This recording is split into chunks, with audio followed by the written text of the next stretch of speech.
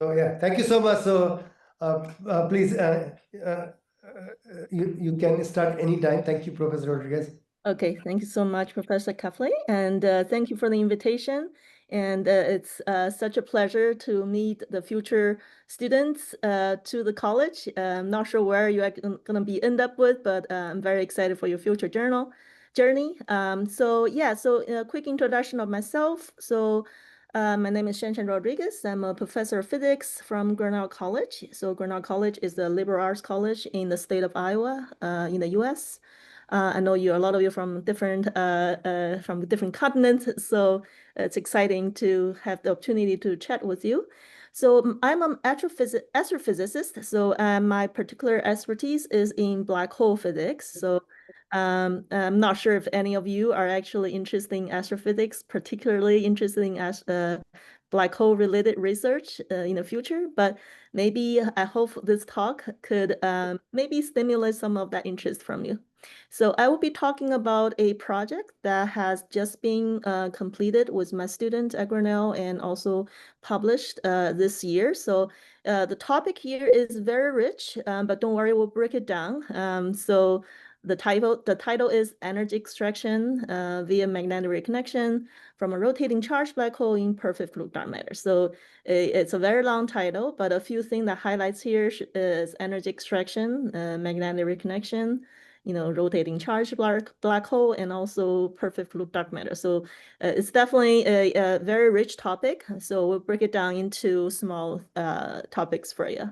So I just want to quickly mention my collaborators here. So my student Alex, currently graduated and already a PhD student at Columbia University. And Professor Leo Rodriguez he's also astrophysicist at Grinnell. And Professor Ram is professor at Worcester Polytechnic. So some of you might have seen him. So let me get started. All right. So first thing first, what is black hole? So I'm sure all of you have learned about the term black hole and from different common knowledge education. So what is a black hole? So classically, black hole is an object that has such a strong gravity that nothing can escape from it, including light, right? Photons, for example. So now, what are the common ways a black hole can form? Then classically, again, we know black hole can form from a very supermassive star, and when it exhausts all its fuel inside of it, it will collapse and then leave a supernova and a black hole in the graveyard. So then, and also a supermassive black hole could also form from accreting matter from the matter in the galaxy, for example. So a supermassive black hole could likely reside in the center of a large galaxy like our galaxy, right? So that's one way, another way. And then a third way that black hole can form is from merging. So for example, it could be two neutron stars that they orbit each other, merge into a black hole, or two smaller black hole, a binary of two smaller black hole merge and into a bigger black hole. So those are the three common ways that a black hole can form.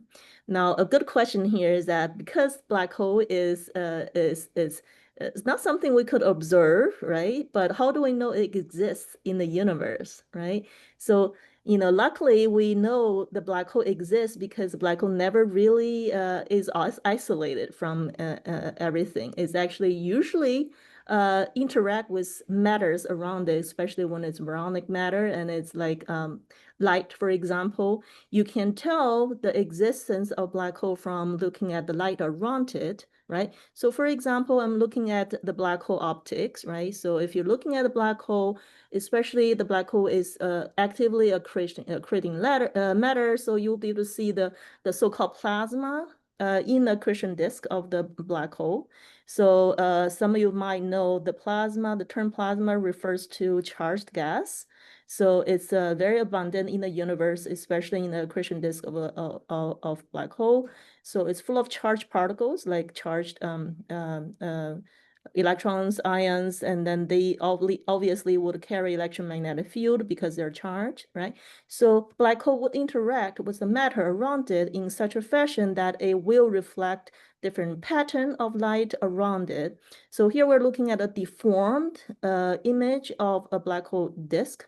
So a accretion disk, if you're looking at it from up to downward, then it will appear to be a circle. But if you're looking at it from sideways, the accretion disk of black hole can actually deform because of the Doppler shift, right? So the dome shape comes from like the dome upside is actually the light going away from us.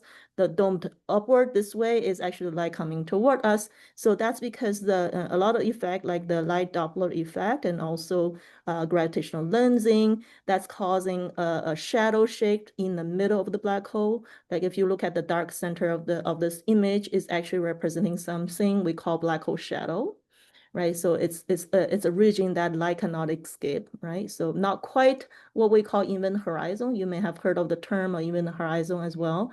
The event horizon is the boundary that nothing can escape, but there's also an image of the black hole that as you observe from outside of the black hole, you can see how the light has been impacted and influenced by the gravitational lensing. And that actually gave you a slightly larger disk, which is also dark. That's called black hole shadow, right? This is something can reflect from the image. And then here's a short video.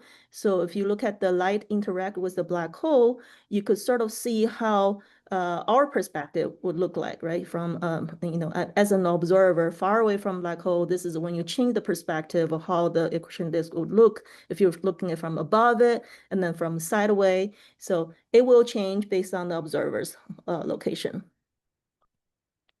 Okay. All right, so what if a black hole is rotating, right? So a black hole theoretically can have three different properties. The very basic one is that it only has a mass, right? So if the mass is only located at the center of the black hole, we call that Schwarzschild black hole, which means it only has a mass at the singularity. But if we add a little feature to it, so most likely the black hole will be rotating. So we will call the black hole is spinning, right? This is a schematic picture of a highly spinning, rapidly spinning black hole. Now, compared to the black hole that only has a mass, now this black hole has a mass and the angular momentum, right? Which means it's going to be rotating. Now, because the rotation of the black hole, there are a few other features that you can see from this rotating black hole. Now, rotating black hole will likely have this relativistic jets, right? So going through the pools of the black holes, as you can see here.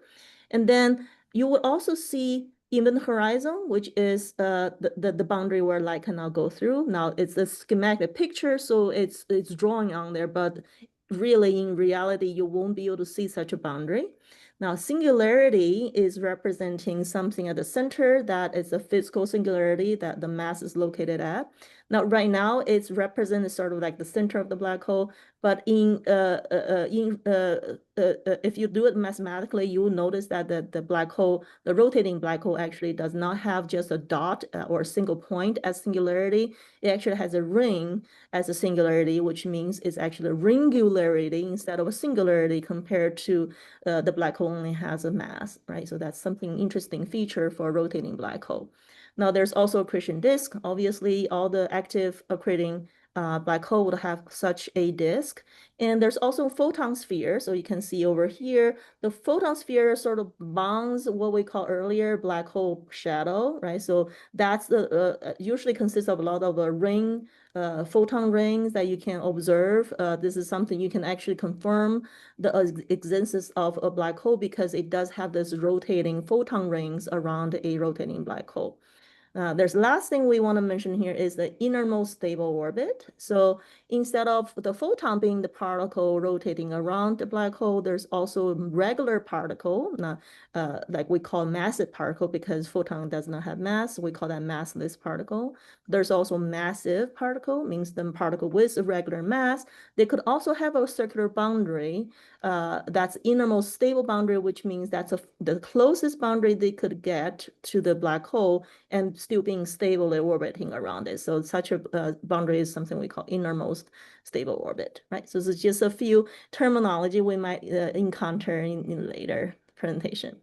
Okay, I know you're all in the modern physics class, so this might be something you already know, right? So although we know black holes are solutions to general relativity, like we know it's a solution to Einstein field equation, But we can actually find out the point of no return, which is the event horizon, using just Newtonian physics, right? So you might have known this already, escape velocity, right? From learning from Professor Kefli.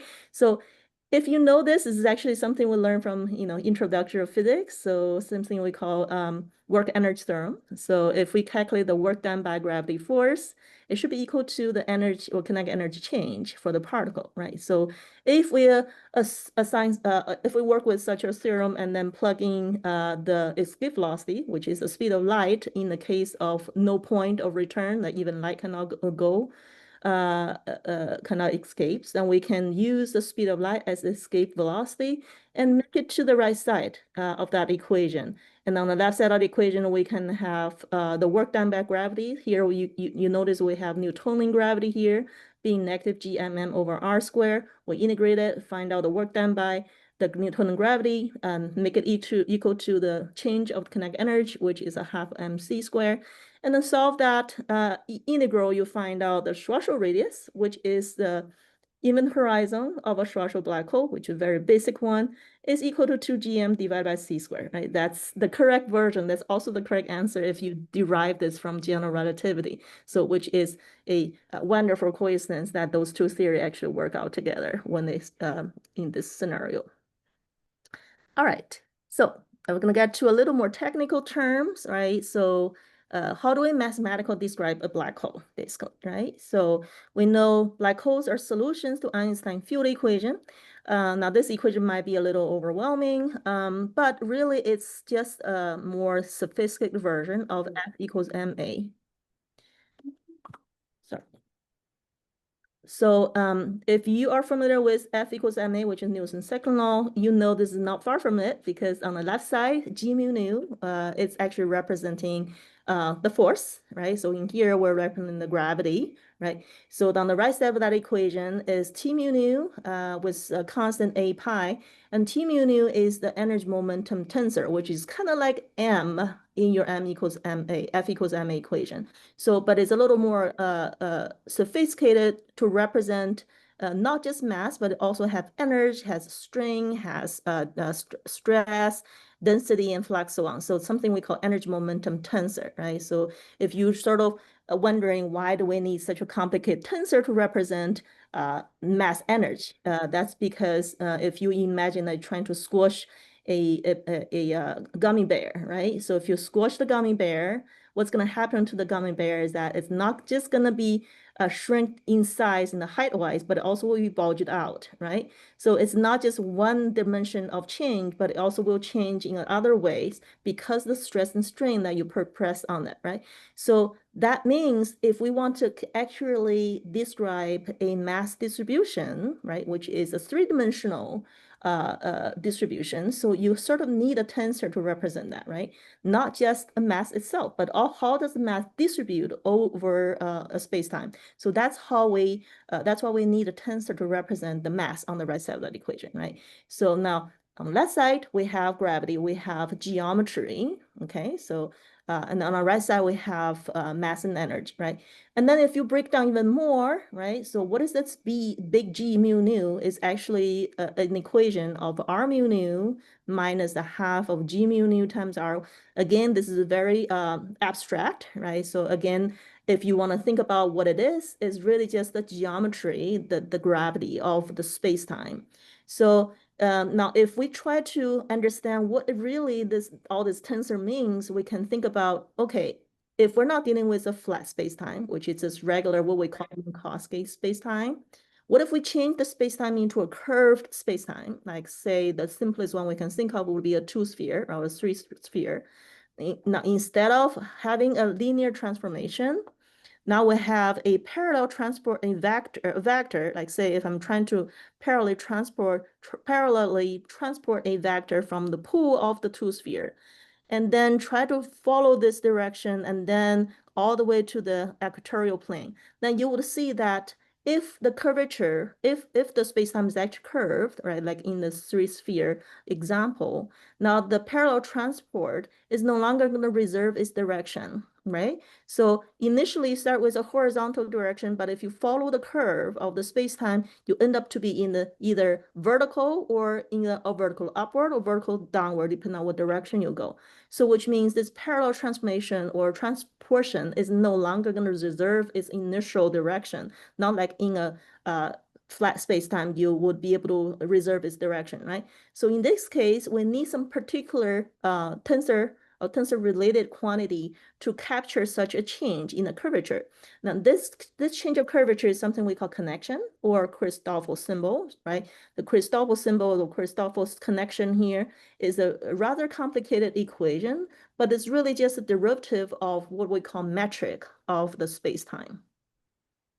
And the metric is really just representing the direction, how the direction of a vector could change throughout the curved space-time. Now, if we want to if we want to explain a little more on the metric tensor, it's actually not something you haven't heard of yet, especially if you're already in the modern physics class. So you probably have heard of the space-time interval, right? So if you're learning special relativity, you would know that. So ds squared, for example, right? So if we calculate ds squared in just a very simplest case, if we just find out ds squared of 2 points in an xy coordinate, it's really just Pythagoras theorem, right? So you just rewrite this dx squared plus dy squared in terms of a matrix multiplication, right? So if I rewrite this ds squared, I will notice that this matrix in the center is just going to be 1, 0, 0, 1. That is my two-dimensional Minkowski metric tensor, right? So that's a very simple one where we have no curved space-time. We only have 2 dimensions. So the Minkowski in 2 dimensions, just 0, 0 on the off-diagonal term and the 1, 1 on the diagonal term. That's all. So if we make it a little more complicated, if we add time into the coordinate, like if we want to do a line element in a Minkowski flat space-time, but in a Cartesian coordinate, so we will have negative t squared plus plus dx squared plus dy squared plus dz squared. In that case, I just add another two terms in my diagonal elements of the metric tensor. So you would have the 4-dimensional Minkowski metric, right? So now if you change the metric into a different coordinate system, going from the Cartesian to a spherical coordinate, but still remain in the flat space-time, then you would also have the g mu nu, which is metric in a different coordinate. It could be spherical, then the g mu nu would just become r squared and r squared sine theta squared in the diagonal term and so on, right? So you're not actually unfamiliar with this because you have already seen this in several different contexts, except you haven't really realized that's really just the metric of your space-time. Now, if we move on to curved space-time, right? So for example, we're looking at black hole. Now we know there is a singularity at the very center of the black hole, which would represent the r equal to 0 point, right? So the ds squared, which is the line element of the black hole metric, is going to be much more complicated than your flat version. So, but it's the simplest version if you're dealing with black hole. So we call this Schwarzschild metric, which represents the very basic vacuum static solution.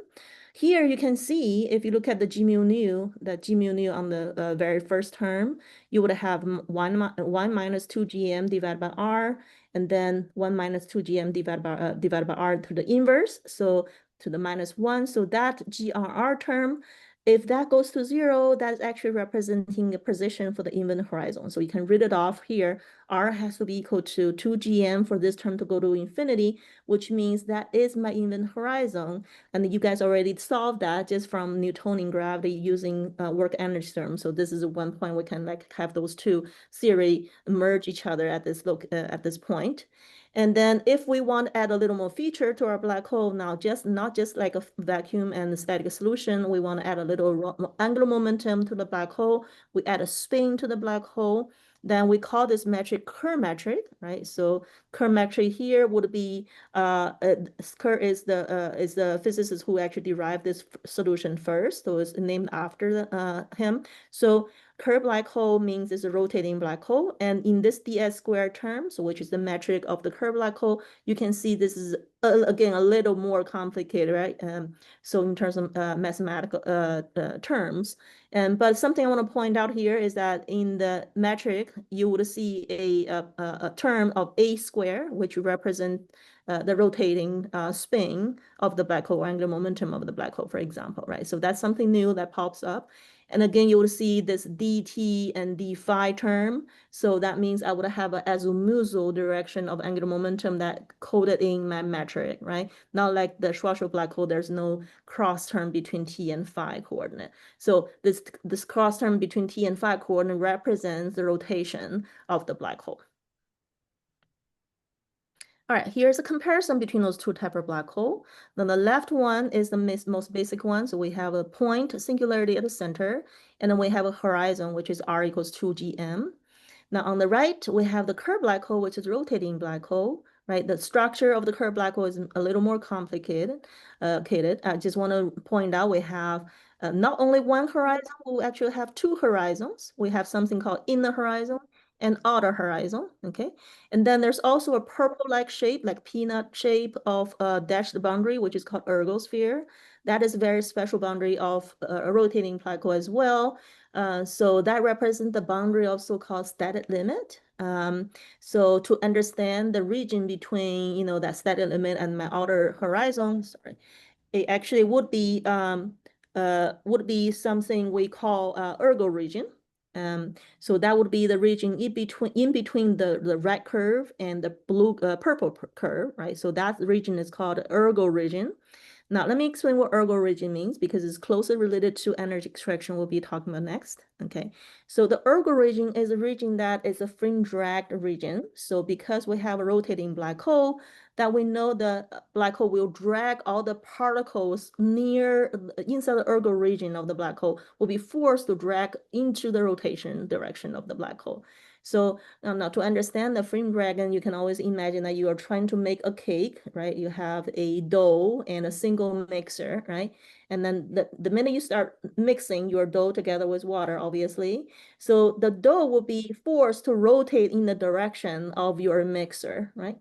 So the closer the particles, the dough particles around your mixer, the more it'll be forced to go with it.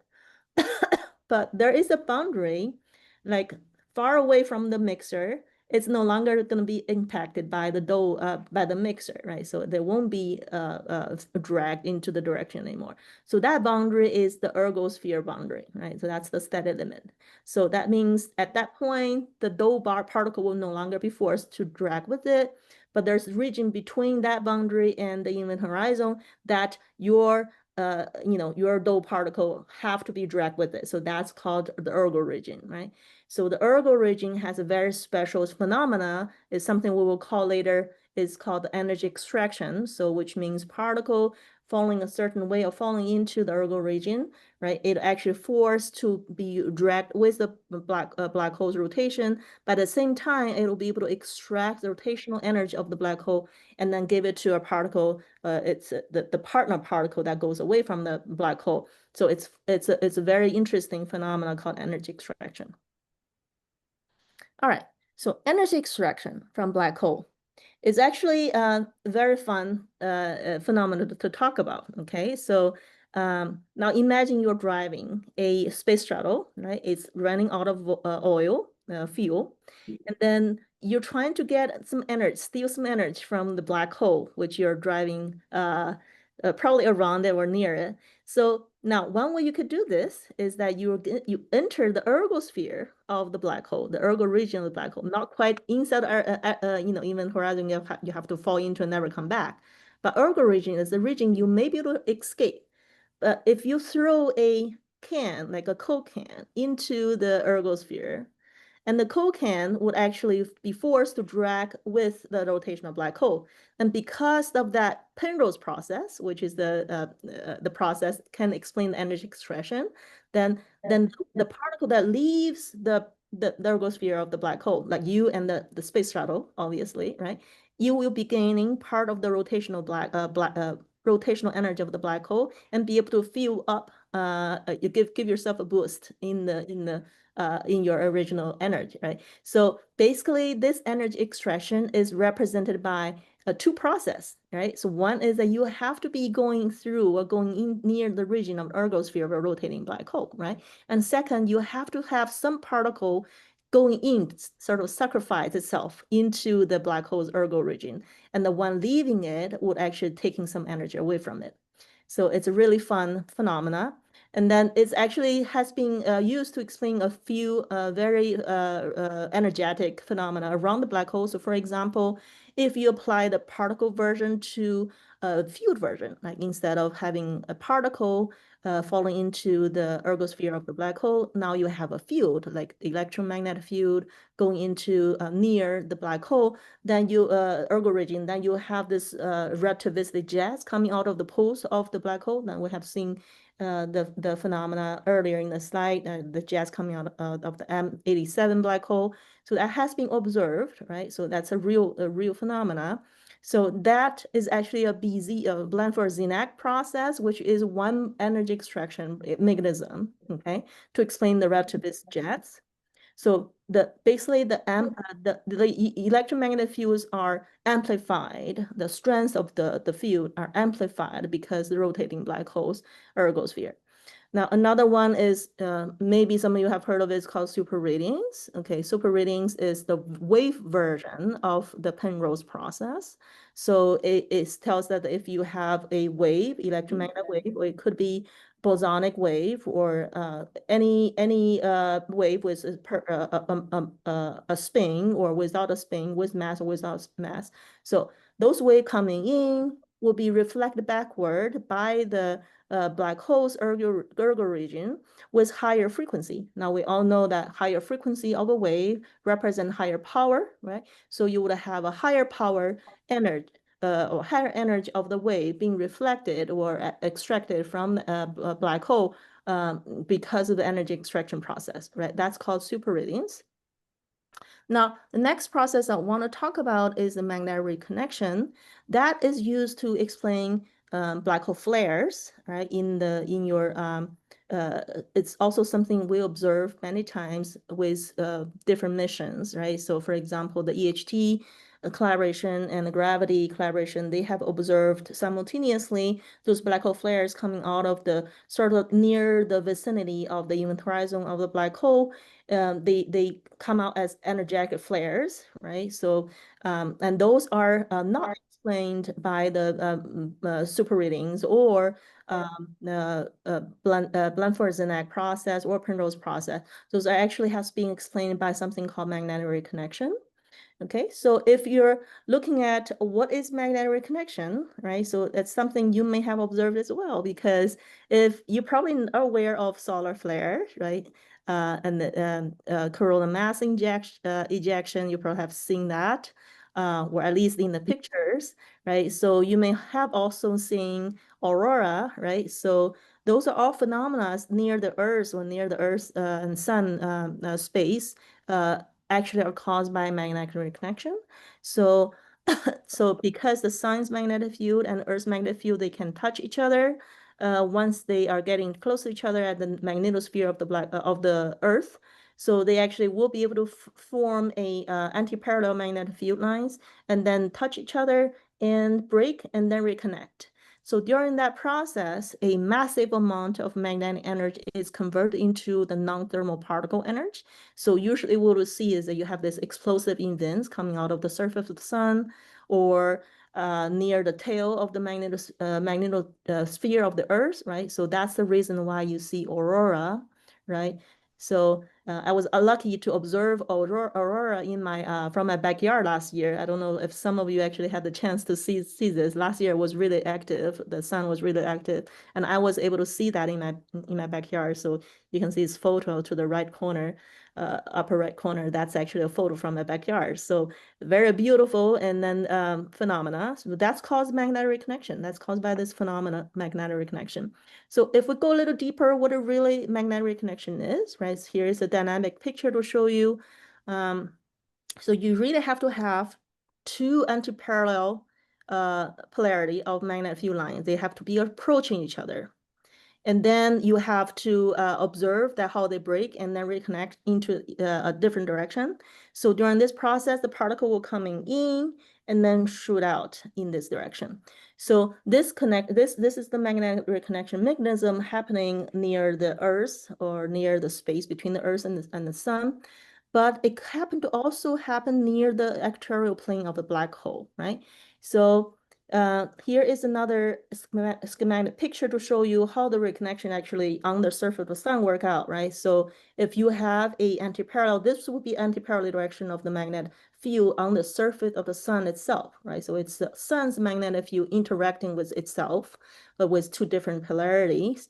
So you will see there's a small island form, something we call the magnetic reconnection field island or the plasmoid. So those are the little islands that represent the little bubbles that are coming out of the surface of the sun and coming out because they're accelerated by the reconnection process. And as I said, so reconnection could also happen around a curved black hole. So you have to have a curved black hole. Remember, curved means it's rotating. So only a rotating black hole would have an ergosphere, which means only a rotating black hole can have energy extraction. So the equatorial plane of the rotating black hole gave an environment that allows the reconnection to happen because the magnetic field lines are twisted, are forced to be twisted because of the rotation of the black hole, and they happen to have this little island that they can connect to each other, right? And then they force a particle out and form flares. That's how we explain black hole flares using reconnection.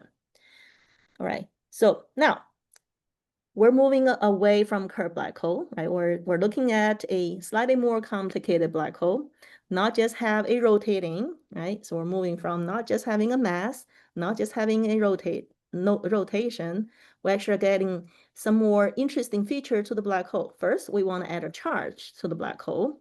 Second, we want to add a dark matter background to the black hole. So this is a research project, okay? So we're getting a little more technical. So the reason we want to add dark matter into the black hole, because we want to make our black hole a little more astrophysical and more realistic, right? So we all know that dark matter and dark energy are very abundant in the universe, right? So people have, we have confirmed that the existence of dark matter using the rotation curves, right? So if you look at the rotation curve on the right side, right? So the right curve here represents Keplerian prediction. So if you're aware of the Keplerian laws, you will know that it basically follows Newtonian gravity. So if the stars are away from the center, which is the black hole, they are expected to drop, right? Their rotation orbit or orbiting speed are expected to drop as you're going away from the center of the black hole.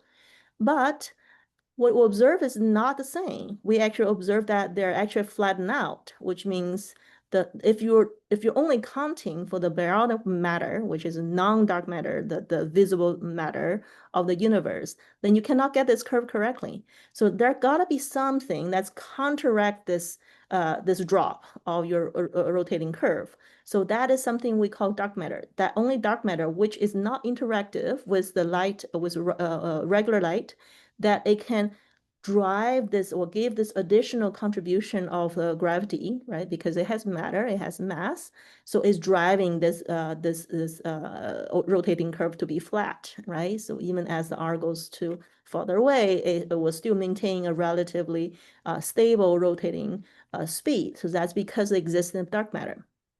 So we want to add dark matter into our consideration of the black hole, right? So now our black hole is going to be charged and it's going to have a dark matter. So now here is a part that I would not expect any of you have known, but I'm just going to quickly go through because I want, this is a part that gets really technical, and feel free to ignore it or feel free to accept anything or not as I explain, okay? So I use something called action or Lagrangian action, which you will learn when you are in physics, maybe third year of physics, when you learn classical mechanics, then you will know what it means by Lagrangian and what it means by Lagrangian action. So I can construct the black hole I want to be interested in, which means it would have a mass, it would have a rotating spin, and it would have a charge and a dark matter background by constructing my own version of Lagrangian action, which is represented by this S this complicated integral here, right? So, and this F mu nu and F mu nu in the middle term, that represent the U1 gauge, which is the charge portion of my consideration. And this LDM, that's the dark matter portion or dark matter section of my Lagrangian action. So I can derive my Einstein field equation based on this action. And then I consider the two energy momentum. Remember, energy momentum has to be on the right side of the equation. And because I added charge and added dark matter, so I have to consider two different energy momentum tensor and make sure they are both added to the right side of my Einstein equation. So now after I find out my Einstein equation using the correct energy momentum tensor, I can try out a very basic static spherical symmetric black hole solution, and then incorporate all the charge and dark matter into it. So this is the metric I would get, right? This is a non-rotating version. But you can see in the non-rotating version, it already has some additional term that pops up, right? So it doesn't have an A yet because angular momentum is not added at this point. So, but it has a big Q here representing the charge of the black hole. And it also has lambda here. This lambda here means it's the dark matter parameter. So that represents, that connects to the dark matter density that we consider. So that has a Q, has lambda, which have the additional term that we're considering. And then if we use some technique or algorithm called Janus-Newman algorithm, we can convert this non-rotating Schwarzschild-like black hole into a Kerr-like black hole, a rotating black hole. So in the final version of the metric, right? So this ds square on the left side, you will see a much more complicated version of ds square, but it does incorporate A in there. So this A represents a rotation.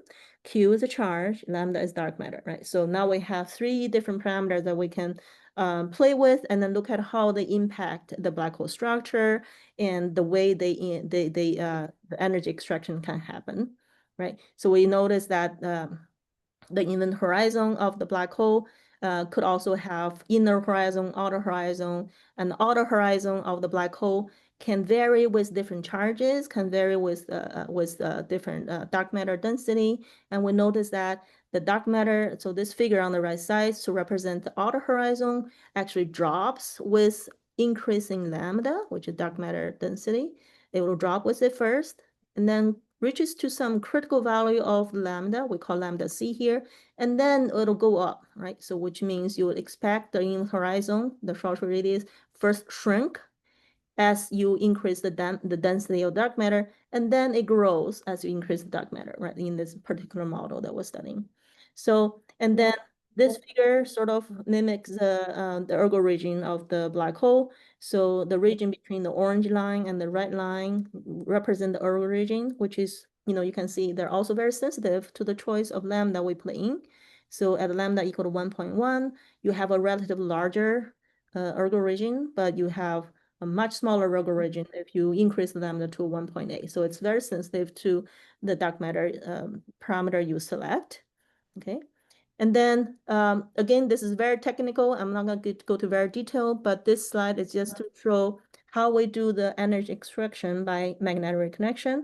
So we want to derive a final expression so that it can represent the energy observed by an observer at an infinity. So we want, remember, energy extraction requires the particle to sacrifice first, going into the ergo region. So it has to have a negative energy to go in, as observed by infinity, observer at infinity. So the other energy has to be bigger than its initial energy. So calculating the energy of the two parts are the essential part of this slide, right? So eventually we find out this absolute negative on the bottom right of this of the slide. You can see the condition when energy extraction happens is that you have the negative particle has to have, or the particle that falls in should have a negative energy. And the total energy change, which is the delta epsilon, has to be bigger than zero, which means we're gaining energy from the black hole, right? So those are the conditions that has to be met for the energy extraction to happen. All right, very quickly, just want to go through a few things. The results of the paper, I know this is very technical, so feel free to take whatever you can or not at this point. So we find out that for energy extraction to happen, we would require the plasma around the black hole to be very magnetized, which is true, which is most of the case in the space, in the astrophysics plasmas, right? That's what this left picture represents. We need to require sigma naught, which is the plasma magnetization factor, has to be really large, right? For this orange line to be below 0, okay? And then we, on the right side, we have this figure to represent what is a requirement for our lambda, which is the dark matter parameter, to behave if we want an energy extraction to happen. So again, looking at the orange line, we want the orange line to be wide as possible for energy extraction to happen. So it looks like the higher the lambda, we will have a wider range of the allowed range for the plasma, for the energy extraction to happen, right? And then we also want to look at what is the efficiency, what is the power that's being extracted, and how does that power change with different spin of the plasma of the black hole. So basically I'm saying, does the energy extraction happen more likely for faster rotating black hole or slower rotating black hole, right? So that's basically what I'm saying. So then our result shows that we actually prefer the black hole spin to be a little higher, okay? So the higher the better, the higher would increase it better, right? And the right side is also representing some condition that we need the density of the dark matter to be in a low range for this to happen, okay? So come to the conclusion. So we have talked about a few things. We talk about energy extraction and the magnetic connection. What does it mean by those? And in our particular interested black hole, we added charge, we added dark matter, and we have found out the energy extraction conditions and power of the extraction rate, how they vary with respect to different parameter of the black hole, right? So we have the QR code on the right corner. If you are interested, feel free to read more. And that is for today's talk. And thank you so much for your attention. I'm a little more than 30 minutes, so I'm happy to take any question from you. Thank you. Thank you so much, Professor Rodriguez, for a fantastic talk. So if you have question, please come here and ask so that the sound will be clear. Do you have question to Professor Rodriguez? If you want to ask from there, like I can convey. So maybe the sound may not be there. Any question? So yeah, I was wondering how like a supermassive black hole would be different. Oh yeah. So Ashit is asking, how do supermassive black holes differ from stellar black holes? Oh, yeah, that's a good question. So supermassive black hole could have billions of the times of a stellar black hole, right? A stellar black hole usually has within the 10th order of a solar mass, right? So, but a supermassive black hole could have billions of such a mass, right? So the reason for that is because supermassive black hole usually reside at the center of the galaxy, right? So it can build up its mass so quickly by accreting matter and adding mass to the black hole. Does that make sense? Thank you. Michael, a question? I've got Yes. so first one is what's the theory on how massive black holes first formed if stars can't create them? Oh, so the question is, how do the supermassive black holes form? Yeah, that's the question. Like, does a single star create it, or like how do they form? How do they form? Yes. So black holes grow in many ways, right? So initially, it could be just a supermassive star that collapses, right? Forms a stellar mass black hole. And the stellar mass black hole might be around another black hole. Maybe, over very long time, maybe they merge with some neighboring black hole and they become a slightly bigger in size. And they start rotating. Any binary system will have this rotating motion, right? So and they start merging into a rotating black hole. Now, rotating black hole, doesn't matter what size it is, it will start accreting matter around it, right? If there's other stars around it, and they'll start accreting matter. So eventually, as a very, very long time builds up, and it will be able to attract a lot of them, the more massive the black hole becomes, it would also attract more mass around it, right? Because the gravitational force has more power, right? So it rotates and creates matter, and then it builds over a very, very long time, and it forms the supermassive black hole, right? So the supermassive black hole usually means it's very old. It's a very large galaxy. It's at the center of a very large galaxy. So yeah. Thank you. yeah. What is your second question? What is Hawking radiation? Oh, yeah. Will you, yeah, so, Hawking radiation is the radiation Yeah, emitted well, at the edge of a black hole. yeah. So the question from Michael is, what is Hawking radiation? Good question. Yeah. So that is a quantum view of a black hole radiation, right? So we just now started off with defining a black hole, saying nothing can escape from the black hole.